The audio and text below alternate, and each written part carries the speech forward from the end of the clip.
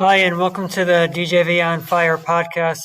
I'm your host, David Joshua Vales. Producing for me today is myself, and my guest today is, well, I'm not going to have a guest today. I feel like after watching, maybe you've seen a podcast as my interviewing, and you might be like, well, who is this guy? Who's the bald guy leading these interviews?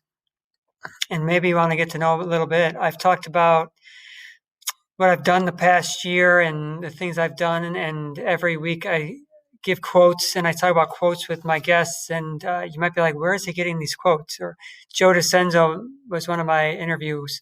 And he's talked about kind of the what I sacrificed, what I did, our challenges. And so just thought I could do three things. And I'm probably going to do these out of order, but one of these days, I'm going to talk about just my past, like how I was raised, how I was brought up.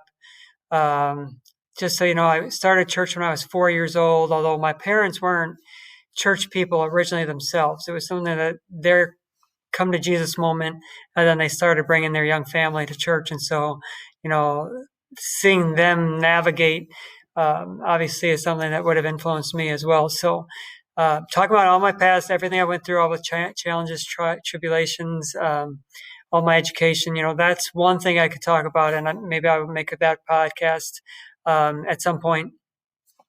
Then it's literally just to tell you what I did for that 1 year, so that you'd be like, okay, now I understand.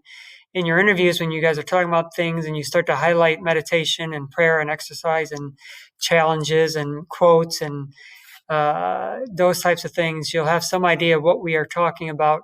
And so that's the one I'm going to do right now. Then the third thing I think I have to talk about is what did I finally glean? And I'm going to try not, because of time constraints, I don't think I could say what I did for a year and then all of the things I got out of that year. It was a leap year nonetheless, and it was 366 days. And I don't think I could summarize in a short video not only what I did, but then everything I got out of doing those things for 366 days. So let me start from the beginning. November 2019, Joe DiCenzo, our pastor at Second Place Church, gave us a challenge and said, you have to quit something to get something. And so that kind of woke me up at 44 years old. I just thought, have I given up anything lately? Have I made any sacrifices? And so I thought, let this be the time. So I decided in November 2019, I wanted to give up. Well, I didn't want to give up, but I gave up pizza. I gave up pop. I gave up desserts. I gave up candy. I gave up secular music. I gave up, what else did I give up? Yeah, I mean, that's where I started right there, giving up all those things. And so that was part of it. And then December is typically the month you start to think about what New Year's resolutions you're going to have. And so I wanted to figure out a way, because I feel like 95%, there's a ridiculous number of the percentage of people that start a New Year's resolution that don't complete their New Year's resolution. So I wanted to figure out what it takes to complete a New Year's resolution. Being a coach of volleyball for the last 25 years, I realized that motivation only lasts 3 days. So most New Year's resolutions are done with before they barely even start. And so lots of people get motivated. They want to start exercising. They want to diet. And then literally 3 days into it, they're like, I can't do this. And so they give up. So I had to figure out a way I was going to continue to be motivated for an entire year. So I was not a reader by nature. I didn't like reading books. I'd rather be doing something than sitting and reading something. They tend to say that females tend to like to read and males like to watch YouTube.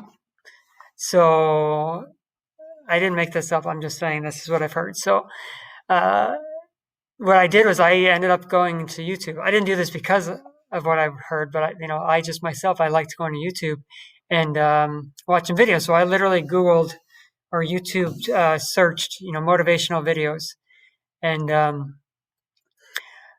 I started watching them. And They are motivational, some of the ones I found. And what I did was, literally that was all it was, motivational videos. And I just hit send or search, and then things started popping up. And, you click around and you watch some of them. Some are 10 minutes, some can be 2 hours long.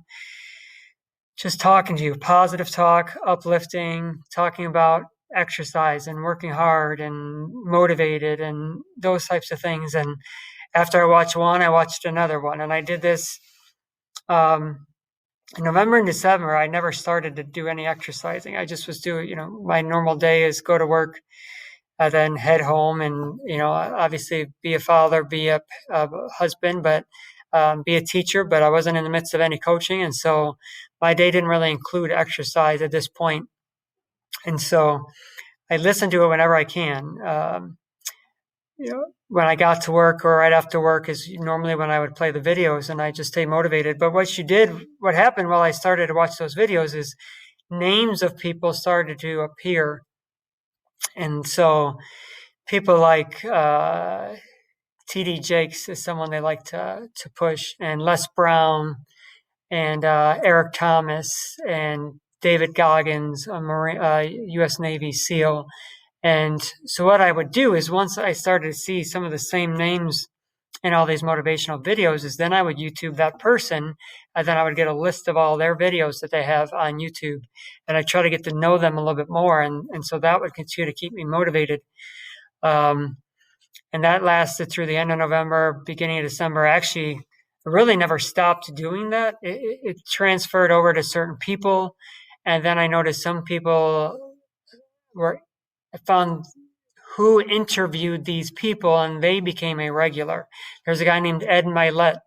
I'll list some of this stuff in the description below, but Ed Milet is a guy who interviews a lot of motivational people, and he's a motivational speaker himself. And so once you find certain people on YouTube that do a lot of interviews, every week when they'd have a release of their new podcast or their interview, I'd sit down, I'd make sure I had that notification on, and then I'd watch that. By the way, you can go ahead and subscribe and hit notifications, so every Monday you can get these alerts if you forget to check into this.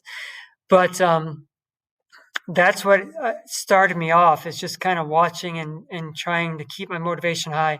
I knew I was just going to have to continue to feed myself the motivation. It wasn't just going to come because, I wanted to do this, I'm going to do it. If I know that motivation after years of experience of coaching and being having my own challenges, I knew I had to continue to feed myself through motivation and that type of thing, and figure out what happens once the motivation wanes. But I front loaded so much motivation at the beginning that it helped carry. Some of the reasons or ways to have motivation or to keep you motivated throughout time is you have to find your what. And again, I won't talk too much philosophy about it, but aside from I just want to feel better, I just want to exercise, I just want to eat well, that's good to a point. And then once that wanes off, you kind of slip back into your routines. But you have to continue to find motivation around you. Who are you doing this for? Find the who's in your life. If you aren't willing to do it for yourself, what will you do for a child, for a parent, for a sibling, for those around you that are counting on you to be at your best? I started to add that to my list of reasons why I need to do this. I want to be healthy. My parents are 70 years old and are active in my kids' life. And so I want to make sure that I'm healthy and involved in my grandkids' life as well. So in 25 years, what will that look like for me? And so I have to make decisions today in order for that future me to be in position to be in my grandkids' life. I want to be an example to my kids so that as they get older and they get to be an adult, they don't go through the struggles of yo-yo dieting or they're able to fight through their daily challenges, their daily life, when they get stuck in a rut, how they can get out a little quicker. If I can model that, then hopefully they're able to do that. So I started to build myself around and be like, for those days that I couldn't feel motivated to do things for myself, then I had to find a reason for someone, that I was going to do it for. And so whoever it is for you, you can probably find someone in your life to do this for. Maybe I even have at some point, it's not even for someone I currently know, but it's for a future person I'm going to know. Matthew McConaughey has his hero is himself in 10 years. And so I wrote that down, and I'm like, how great would that be? Is the person you look up to is someone that hasn't been created yet or manifested yet. Maybe it's a future spouse, or it's for your future children, or it's for something like that, or just for your future, even your future self you'd care for before you care for yourself sometimes, your current self. So find a way to continue to feed that motivation throughout. So that's how it started. Once I got a couple of names, I started to get some books, and I didn't think I wanted to read books. I tried to find ones that were interesting. Again, I mentioned David Goggins. I'm not pushing that book. Once you read the first 2 chapters and realize what he had gone through in his childhood, you kind of realize he tends to use vulgar language. So I don't want to put it at the top of my must-read list for everyone, but to see what he went through and kind of his mindset that he's created for himself was kind of what got me started. And so his big thing was do hard things. If you're afraid of something, then you should attack that fear. If you don't want to do something, then you probably should do that thing. If you don't want to sacrifice something, that's the thing you should probably sacrifice the most. And so that mindset kind of got me started. And anytime I heard, if I could tell a story, just the other day, we've had snow the last few days. And so when this recording is happening, I went to go for a run outside. I hadn't been running outside because of the cold and the snow. And I just thought, I need to get outside. I need some fresh air. It was sunny out at least. And so I thought I'd run. And Marie said, "You're not going to run on the sidewalk, right? You're going to run in the street." And the minute she said that, I thought, well, now I have to run on the sidewalks because of the snow, because people didn't shovel. She was looking out for my safety, but the added challenge was something that I felt like that's what I had to go attack. And so, sure enough, I went outside and I hit a couple of miles, but I was aiming for the snow piles. And, could I have gotten hurt? I could have. Then what? Then I go to the doctor and they fix me up, and then I'll be at it again. And so, I took my time with it. I didn't rush. I wasn't trying to break any land speed records, but it was something that I thought, why not run in the snow? Why not aim for those hills and those the slippery things? Keeping philosophy to a minimum. It's why would we choose to not do hard things? Or you should do hard things when you have the choice, so that when hard things come up in your life and you don't have a choice, you're able to get through them. That makes sense? So when I have an option of doing something that's difficult or taking the easy road, in 2020, I made sure that I took the difficult road. I didn't let things pass by. I made sure that I stuck with it. When January hit, by that point, the diet part of it was pretty under wraps. Giving up the pop and the pizza and the dessert kind of came. At that point, it was a matter of I told myself I was going to have it for a year, so there's no reason to even have it be a reason why I could. My kids continue to have the pizza. I couldn't let it be a temptation. Meaning, if I saw it, it wasn't going to be an issue because I told myself I wasn't going to have it. And you'd be like, well, I can't have that. If you're doing it for a week, maybe you slip up. You're like, I'm not going to do this for a week. And you're like, oh, I just ate it. It's no big deal. But if you tell yourself you're not going to do something for a year, it's a different kind of commitment.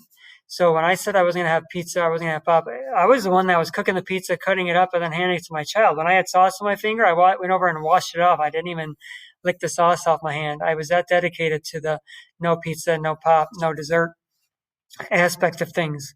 A few of the things that I'm trying to keep this in order as I go. I didn't start exercising completely. I didn't have an exercise plan. I did start to go for some walks, take the dog for a few walks. And I chalked that up as exercise, maybe some push-ups and sit-up sessions, but nothing huge through January. The quote. So behind me, again, if you haven't heard this yet, these are quotes that while I was reading the books, if something stuck in my head, I would write it down. Actually, I found on my app, there's an app called Memorize. And so, well, there's two different things. Memorize is my journal. That's where I can go and I write. It keeps a calendar and it comes up with the date of today and the time of the day. And then you can write anything in it and it just saves it. And so Speech Notes is an app where I could just push a button and I could say a quote in there and then it writes it out for me. And then later on, I could go there and check it out. So I just started doing that. I was just making a list of quotes in December. Then by the end of December, I had about 5 pages of notes of quotes, these things here. And so I thought, I have a group of people. And so I had it emailed out on Facebook and then an email I sent out. Who wants to join me for a 1 year, be the best you can be? And so I thought I would just go through January and every day give them a quote and then what the quote meant to me. And what ended up happening, I started on January 1st. This is day one. And it was just to start as motivation and then every day two. And how it would happen was I picked, it's day one for January 1st, but then January 2nd, I would open up my list of all my quotes and then I would just read through them all myself again. I'd pick one that I thought was speaking to me. I'd put it into my journal app, Memorize, and then I would write what that quote meant to me. I'd screenshot it and I'd send it off to my group of 20 people. And then January 3rd, find a new quote after reading them all, write about it, screenshot it, send it off. And to be honest, not a lot of people were responding immediately, which is fine. But, if you're like, well, did you keep each other motivated? There are a lot of dates that I would just send it out and not even know if did they receive them? Did they read them? Who's reading them? Who's keeping up to date? And so by the end of January, I finally said, well, let's start a challenge for February. And so I typed in who's got a challenge. I said, my challenge for February, because I wanted to pick it up a little bit, was I was going to do running or treadmill. Let's say that again, treadmill or elliptical. One of them each day, February 1st to February 29th for 30 minutes. That was the challenge. Didn't matter how long, what was the distance. I just couldn't go under 30 minutes. I could go longer than that, but I want to do it every day without missing one day, February 1st, February 29th, and I was able to do that. And I said, who else is in on the challenge? And then there was a time that some people were like, I'm going to do this. I'm going to exercise here. I'm going to do this. I'm going to join the gym and do this. And so that was kind of like the feedback. And I thought, okay, that's a good thing to do at the end of each month. The other thing I did in January before I move on, and I won't talk about every day, every month. I'm just going to get you kind of like what exactly I was doing. You need to drink water. Every day I come down, I get some rituals. I fill these 2 bottles up. So these are 32 ounces each. So 64 ounces, I take them to work and I haven't drank before I even go to work out. So then I have one big bottle while I work out and then actually at home. So by the end of my day, I've got 100 ounces of water. I use flavor drops because it's hard for me to just drink the water. So I've tried to minimize it. You could slowly pull back the number of drops you use of the squirts. But if you're a person like, I can't drink just water, some people I know put fruit and they put lemon and those types of things. So I started that habit right away once I couldn't drink pop. I also have an app called Calm. I'm not promoting apps, by the way. I'm just trying to tell you what I used. So I'm not getting paid for any of these, but I have an app called Calm that it does a nice job of keeping track of the days I meditated. And so there was a how to meditate for 30 days in that app. And so I did that January 1st to January 30th. It also keeps a little calendar with a check mark. So it was nice to, after a week, you see 7 check marks. You don't want to break that streak. And so once I saw that 7 in a row, I just made sure I continue to keep that going all the way through the 30 days. And just talks about clearing your mind and how if you might hear things while you're meditating, that's okay. And if your mind wanders while you meditate, that's okay. And so that was my first real introduction into just true, try to have quiet time. Social media and cell phones have you so, I don't want to say addicted for everybody, but you know who you are. But it's just such an automatic. Walking down the hall of my school, So many people just on your phone. It's just an automatic habit. You can't even walk down the hall without having this thing in your hand. It helps you avoid eye contact. It helps you avoid saying hello to people around you. And so it's always on.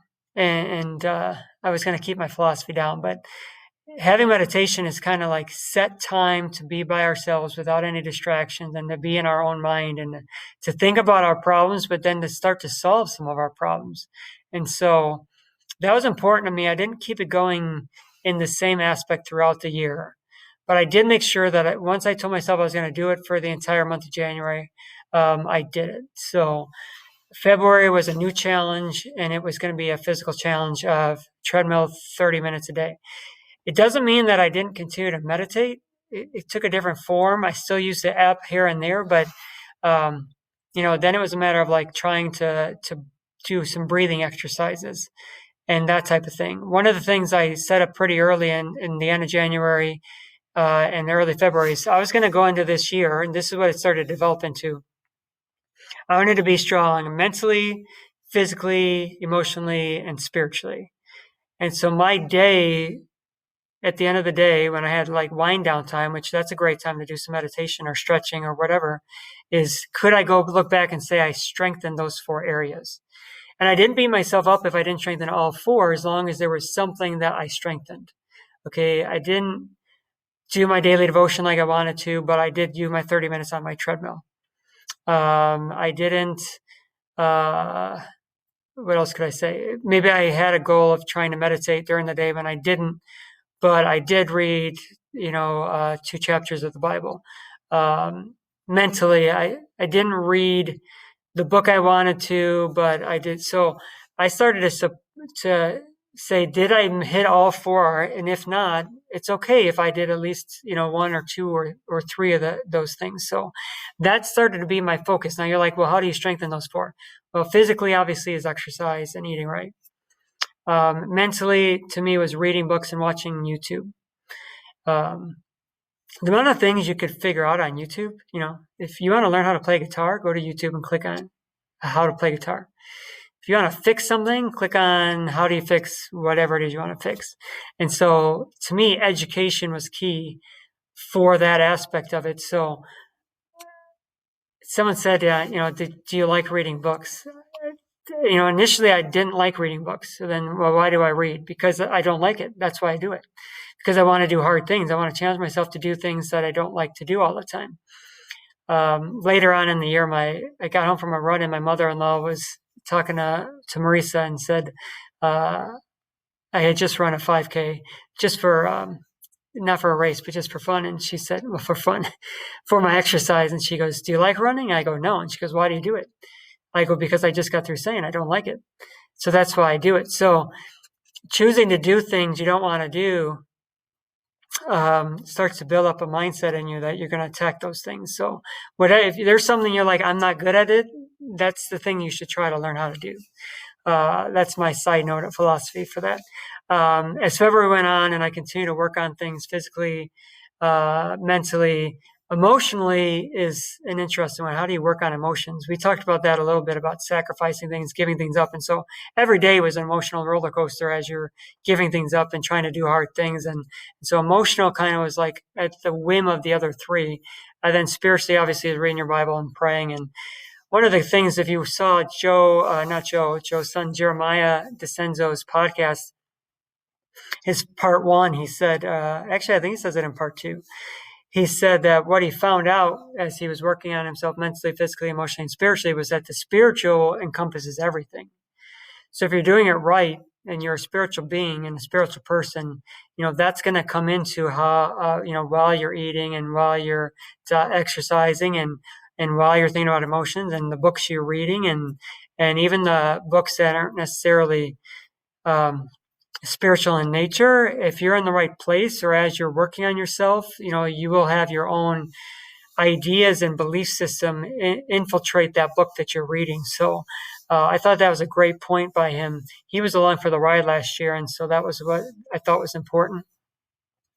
As we headed into March, there was a new challenge. We did a push-up and a plank challenge where The first week we did 50 push-ups, and then the next week we did 100 push-ups, and then 150 push-ups every day, 50 push-ups every day, then 100 push-ups every day, and then 200 push-ups every day throughout the month. And that's when the pandemic hit, and some people looked at that as a time to stop and not worry.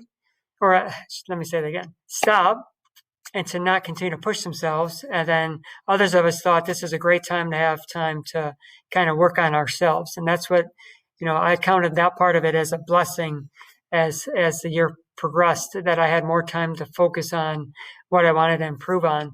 And so, exercising in the morning, exercising in the evening, having family dinner time was something that we were able to add to our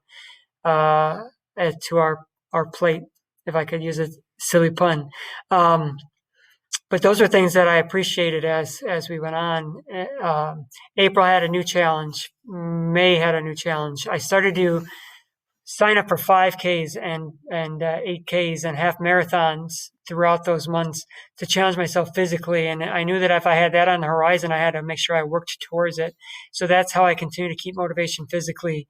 As I was reading books, I started to get suggestions and recommendations. And so I added that to my read pile as the year progressed. Anytime I felt like something was good for me and I started a new ritual, whether it be like drinking the water or I started to take vitamins daily, it started with, okay, this month I'm going to start taking vitamins every day, whatever the vitamins were. And so I made sure every day that was a challenge. And then at the end of the day, I went into my journal app and I wrote down, took my vitamins, and I could see a pattern. And so by the end of the month, because I challenged myself to do it for 30 days, well, now it's just a habit that I didn't even have to think about trying to do. It just happened naturally. Some people are like, oh, I want to do that, but I always forget. You got to put yourself in position to do those things. Maybe just for a week, maybe for 2 weeks. There's something that I tried. I tried a certain exercise app, and at the end of the month, I just wasn't something that I wanted to continue to do. That was fine. I just changed gears.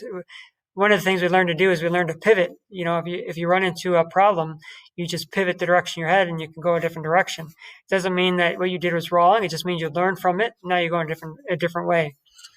That just kind of continued. We challenged each other each month. There were things that we continued to do, and then we added on top. And then there were things that we kind of said, I'm kind of done in that area of it. Let me put that to the side and try something new. By the end of the year, I had done 20 challenges through 5Ks, 8Ks, Spartan races, step challenges on my Fitbit, half marathons, those types of things I had done, push-up challenges. I ended up doing 20 full challenges in the year 2020. I did over 550 days. How do I say this? 550 exercise sessions. You're like, well, there's only 366 days. Right. So there's plenty of days that I did two things. I did something in the morning and then I did something after work. You might be like, well, I don't have time for all of that. You have to really think about the time you have. And so I like to watch sports. And, with that year, there was a lot of time to watch Netflix. A lot of people did Netflix binging. If I was going to watch the screen and it wasn't a YouTube video or an interview or anything like that, I'd make sure that I was doing an exercise while I did it, right? Squats, push-ups. There's an exercise app that I did like called Freeletics that it just followed through as I watched whatever I did. I learned to stretch before bedtime or do some core work before bedtime. And so I'd watch whatever I was watching and then I would do stretching every day. And so it actually helped. I used to fall asleep with my TV on. And now it turns to a place where, I burn a candle that smells good. I'm going through all the candles that Maurice's has underneath the bathroom sink. And I burn a candle and it just kind of soothes me. It's about a half hour before I go to bed. I do my stretching or my core work, and I didn't start the year like that. It's something that I started to say, well, I need to start working on stretching and mobility. And so I added that to the routine. And now at the end, I do all that and then I shut everything off and I need to go to bed when it's dark, when it's dark. And you start to get better at knowing when you are tired and when it's time for bed, as opposed to, well, here's the clock, I've got to do it now, or overstepping your bound. Once I get tired, I know that I'm not useful. So unless it's something I absolutely have to do, I just say I'm going to put this on the to-do list for tomorrow, and then I go to bed, and I need a certain amount of hours of sleep. I'm one that keeps track of my Fitbit, and I look at the night's sleep I have, and I keep track of my resting heart rate. And I know when I'm not feeling well, as my resting heart rate starts to rise for a few days, I know that I'm not feeling well. So I was able to just get in tune with my, my body and my mind, and that kind of was a payoff at the end of the year. And so January 1st hit, and so just to summarize the year after doing that for the entire year. By the way, the quotes continued, and that's how I came up with this 366 quotes you see behind me. They just continue to. I ended up with over 12. I think maybe have 12 pages, 12 to 14 pages of quotes. I highlighted all the ones I used, and there's some. I still have over 100 that I never even used last year, but I continue to every day find a quote, write about it, send it out to everybody. And so this year, what I'm doing is I'm going back and I'm just reposting the ones from each date. But it's great to read them now instead of write them. And what's good about a journal is you can do that, is you can go back and read what you've written down. And you're like, oh, I'm not a journal, I'm not a writer. If you join in on this on Instagram at DJVonFire, I list a quote. I post a quote in my thoughts every day. Again, the quotes aren't mine; they're from the book. But then I put my own thoughts to them. Or you could go ahead and email me down below in the description. Email me questions. Email anything you have about what I did. If I didn't expand on anything, hit me with some questions either in the comments below or email me, and I'll be happy to contact you. If you want me to text you every day like I have a second group going through this year. I'd say 40% of them are repeats from last year. They want to go through it again. But I have a whole new group of people that are following along. So if you'd rather get texts every day, that's a better way for you to remember to look, and you don't want to be on Instagram, just hit me in the email with your phone number, and I'll be happy to add you to that. But at the end of last year, looking at my time here, here's what I came up with a summary. So I told you I wasn't going to talk about the entire philosophy, but here's the things that I learned that we have to do every day. Number one, be the best you can be. So every day, if you're like, I don't know what my mission is, well, your mission right now is just to be the best you can be every day. Wake up. The thing about the quotes is once you read them or I write them, it's tough to have a non-intentional day. Does that make sense? You know what I mean? Like when I read it or wrote it, then that's on my mind, and then I'm trying to think about that throughout my day. And then once you put a couple of those days together, it's tough to not have a day where you're trying to be intentional about your choices. And so be the best you can be. Do hard things. I talked about that earlier. If there's something you fear, if there's something you say you can't do, if there's something you say you don't know how, those are the things. If there's something you say you can't give up, those are the things you should attack right now. If you're afraid of sharks, you need to look at your calendar and say, this June, I'm going to go shark diving. If you're afraid of snakes, you need to go to the pet store and ask the guy to hold a snake. If there's anything else that you fear, you need to think on that until it's no longer a fear. Don't react, act. Reactions are subconscious. Reactions are someone cuts you off, you yell at them, you hit the horn. Someone makes you angry and you snap on them and you say things you probably shouldn't say. You can control it. Give yourself a 5-second thought, right? Someone cut you off. You might feel like hitting the horn. But I actually just did this the other day. We were coming from church and someone cut off right in front of me and I didn't do anything. I just stopped the car and I continued to smile, and they saw the smile through the window and they waved and I just waved back, and then they went the other direction. And one of my kids was in the car. Goes, how did you not get really upset at that? I go, he didn't do it on purpose, or at least not this guy. And you might be like, well, I know people that do it on purpose. You don't know what's going on in their life. So I take 5 seconds and I try to, and it's something I continue to work on. But I try not to react to situations. I try to act intentional in my situations. Make routines to simplify decisions. If you say today that I'm just going to do this tomorrow, that's how I got through my year last year. If I say I'm going to do this exercise, I'm going to eat this, then that's my only option. I don't waver from that. Is that a word? Sway. I make sure I do those things. And so some people are like, well, you need to have leniency. If you don't get to it, that's okay. That's true. But here's how I did it. If I went to bed and I didn't do something, right? If I was supposed to do 100 push-ups and I went in bed and I forgot to do 100 push-ups, I get out and I do the 100 push-ups. And that way it's not on my mind. You could be like, well, you should forgive yourself for not doing the 100 push-ups. You can, you should. But the way I avoided having to even forgive myself is I just get out and I did it.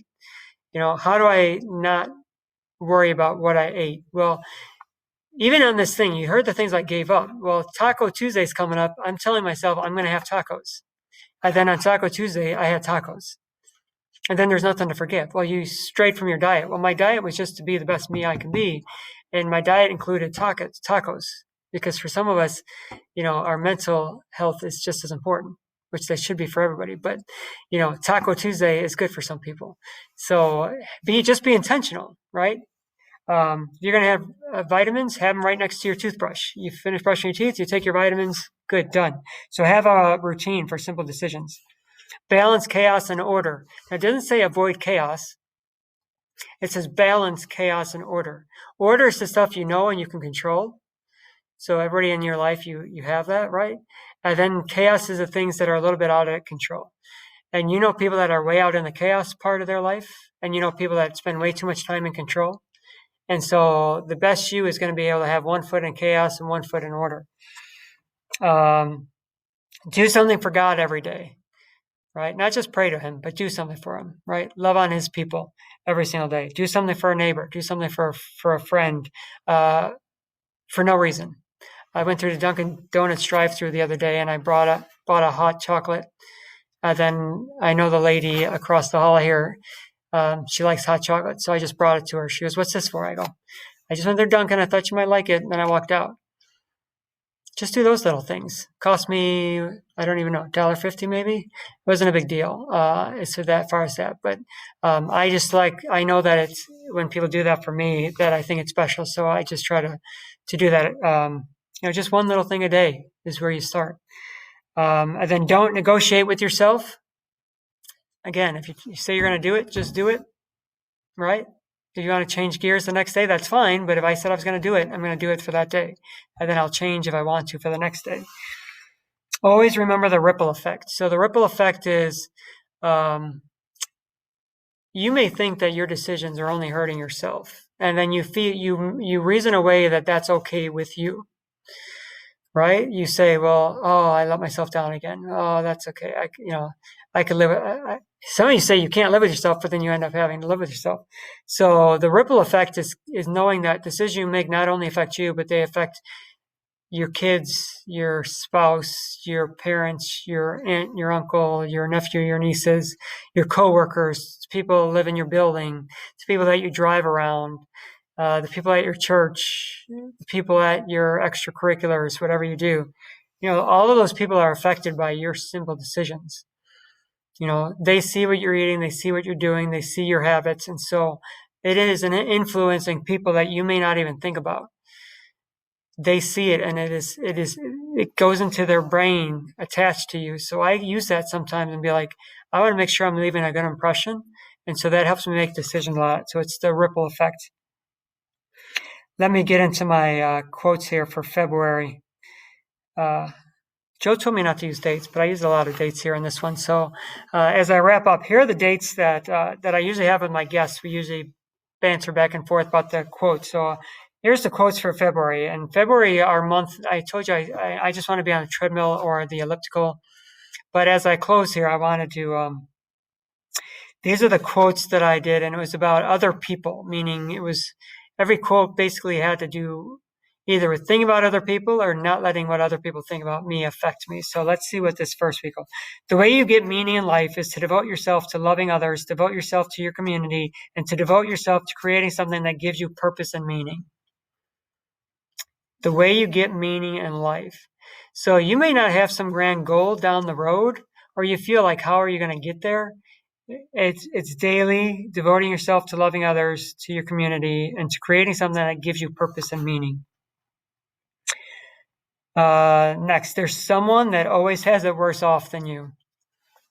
I know some people, especially young people, it's hard to understand how to put things into context sometimes because you feel like what you're going through is the end of the world. But I just finished the book over my shoulder. The Choice is about Edith Eger, is a 92-year-old survivor of the Holocaust. When she was 16, she went to Auschwitz and she became a psychiatrist, and what she's done for people. That book is amazing to hear and read what she went through.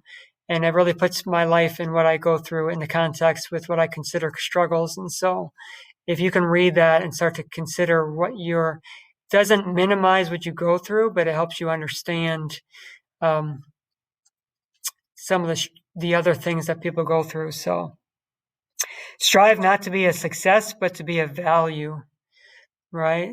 Strive not to be a success, but to be of value. In everything we do, we have a chance to influence. All right.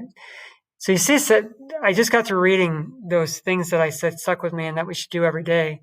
And as you read these quotes, you're like, oh, this is where he's getting them. If you go 366 days reading quotes that are basically broken into 4 categories, your physical, your mental, your emotional, your spiritual, if you feed that every single day for 366 days, it can't help but start to be part of what your belief system is.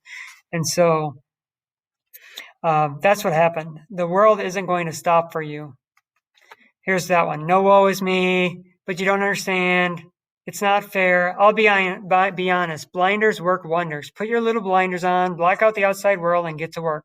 No more excuses. You make the life you want to live, no one else. Easy one today. So how easy is that to put on blinders, to not let what people think about you affect you?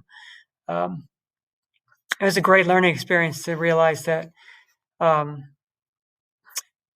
people have and say and do, when they have an opinion about you, when it comes out of their mouth, it actually is talking about their life, their insecurities, and their belief system. And so after that year, and I've been a teacher and I've tried to tell kids, and I've raised them all, hundreds of kids, thousands of kids in my time as a teacher. Don't worry about what they say, but like to truly have a change in my mind last year is like to really have an open heart for them when they make a comment or say something about me or have thoughts or talk about me behind my back. I no longer take it as an insult. It actually makes me worry or be concerned or say a prayer for them. And it makes me realize how much that person is hurting because that's part of what their belief system has built up and made them judgmental in that moment. So no one owes you anything. I'm going to say in this lane a few days. Some of us know it, but some of us need it. This quote implies, I've done enough for people, now it's their turn. Wrong. Doing something for others, waiting for them to reciprocate is a miserable way to live. Do just to do. Do from your heart. Do without expecting anything. Your life will change. Don't wait for people to give you anything. I didn't give her a hot chocolate because I want her to bring me a hot chocolate. She hasn't, by the way. But that's not why I did it, right? I just did it because I want to do something for God that day. And so that was my simple token of it. So no one owes you anything. If you feel like you've done so much for people, when are they going to stop? When are they going to finally start owing? To me, it's never about that. And if you feel like that's been part on your heart, that's something you should focus on and pray about. It doesn't matter what others are doing. It matters what you are doing. You are with you when you wake up. You are with you when you drive, when you eat, when you exercise, when you sleep. Worry about you.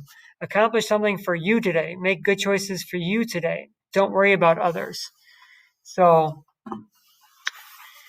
it really helps get me through the politics of last year.